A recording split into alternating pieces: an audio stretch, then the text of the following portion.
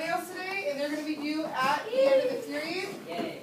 So we're going to go over implementing your symbolism into your short art piece, and then we're also going to talk about composition and how to work it effectively so that it impacts your viewer on a higher level than rather than glimpsing at it, they actually take it in and want to analyze the piece that they're looking at. So, in your essay, you spoke about 6 pieces of symbolism. So, on one, everyone's going to get a blank piece of paper today, and it will be due at the end of the period. So, at 1:13, I expect it to be in the inbox. There's no tomorrow. What? I'll take questions in this next. Is it a thumbnail? So, on the back,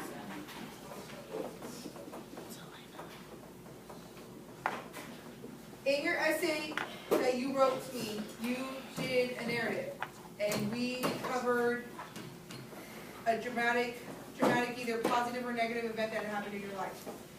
For your conclusion, you were able to tell me about 6 symbolic things that you were going to put inside your painting and what they meant to you and what they represented. So, on the back of your white piece of paper, the front is going to be your drawing. On the back, you're going to list your symbols. So, you're going to list 1, 2, 3, 4, 5, and 6. Without giving away too much of your story, I'm going to take 6 or 6 different people so that we can figure out what kind of composition we can actually put together. So, Emmy, I'm sorry to put you on the spot, but Emmy had some really, really good ideas, and I really like, you don't have to tell us anything about your story, that's completely 100% personal, but can you share what you represented for one of the people you were talking about, if you don't mind? Angels. Angels, and what was the other one? Just pick one. Huh? Clouds. No, what else? Remember, I'm going to go specific. So remember we talked about your grandmother?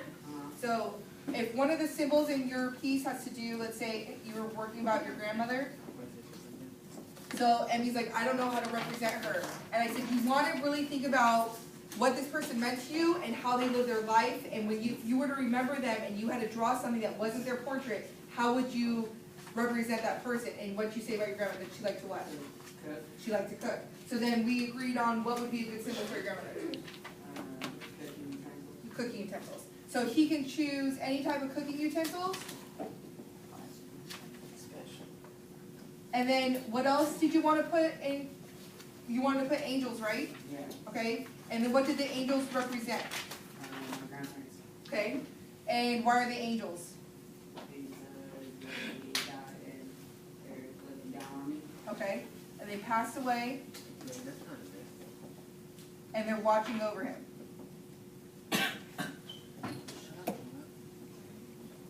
What's another symbol somebody used in theirs? We're going to steer away. Just give me one. A tattoo. A tattoo, okay. And what is the tattoo's significance, symbolic of? Well, what? What does the tattoo symbolize in your painting? Oh, that, like, it's my grandma, and she's always going to be with me. So a tattoo symbolizes your grandmother? No. Never mind. Never mind. You gotta tattoo your grandma. If you're using, but Adrian, if you're using it in your painting, then we need to, you'll discuss that with me on your own time then? Yes. Okay. I will. Why don't you have one that tattoo your grandma? Selena. Like combs and hair accessories. Okay, so hair accessories.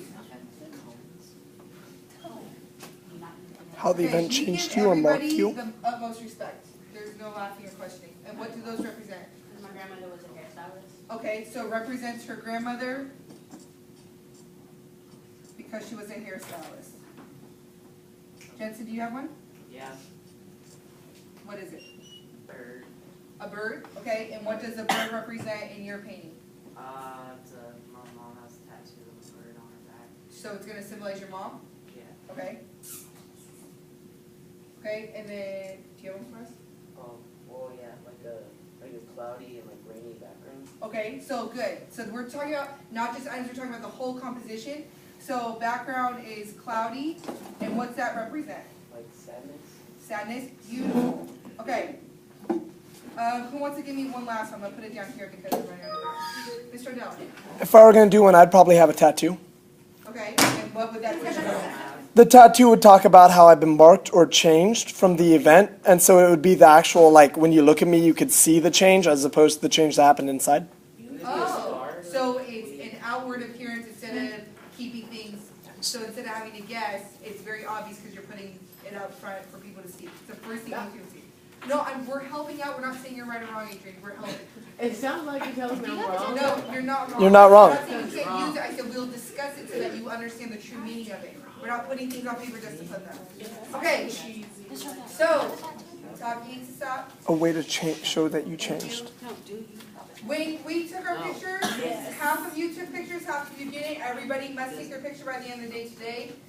Some of you did a headshot, which means that in your picture, it's going to be you here.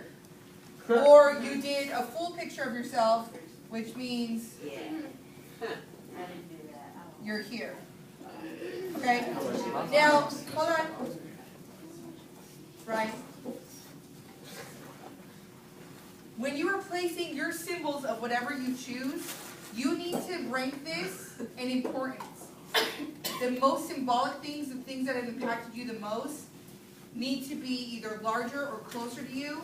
If it's something you love, if it's something you fear, something you love you keep close to you, something you fear tends to be further away. I really like what Isaiah was saying about the cloudy background, this because it represents sadness. You want to think of a composition as a whole. You have a foreground, a middle ground, and a background, and this is one thing that comes together. You can't just randomly place things in corners. You want them to all relate to one another. Mr. O'Dell. A great example is when you guys were talking about basketball the other day, and that was the example. And I don't remember who said it, but I think it was Amari, who said, I want the coach's whistle over my head. Why over your head? Well, if it's hanging from the painting and it's over your head, he never gave this reason, but if you think about it, it's like the coach is like always stressing him out, always on him, always on top of him, making sure he's doing what he's supposed to do. So it'd be that pressure and that stress that coach gives him just because he put it above as opposed to somewhere else on the painting, because now we got it like it's on top of him. It's forcing him to do whatever. So that the placement's a huge deal. Yeah, placement is very huge. What are you going to say, Savannah? Are we gonna paint it or? Yes, this is going to be in watercolor. We're going to go over techniques later. Right now, we're just going to work on our composition. Okay? So, the cloudy background is very good. You want to think about your atmosphere. If this is a happy event, you want very bright colors.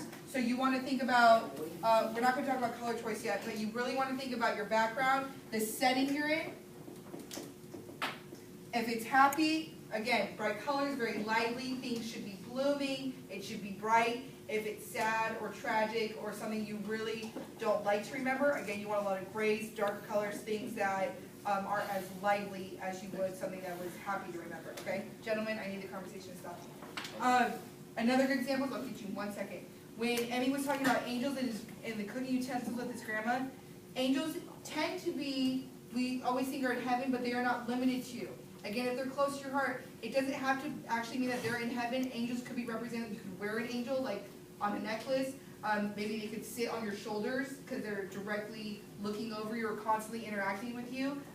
Just because they pass away doesn't mean, depends on what you believe, but it doesn't necessarily mean that they need to be far away. If they're still in your heart, you constantly remember them. You want to make sure that however they're interacting with you, it could be very personal. It doesn't need to be far away. What were you going to say? So with my situation, like, I don't know what's going on because I'm too young to remember. Okay. So like around me, when I have bright colors and everywhere else I would have dark colors. Yeah, so, and I can work with you individually, but this is a very good example. So with you, did you take a picture? No. Okay.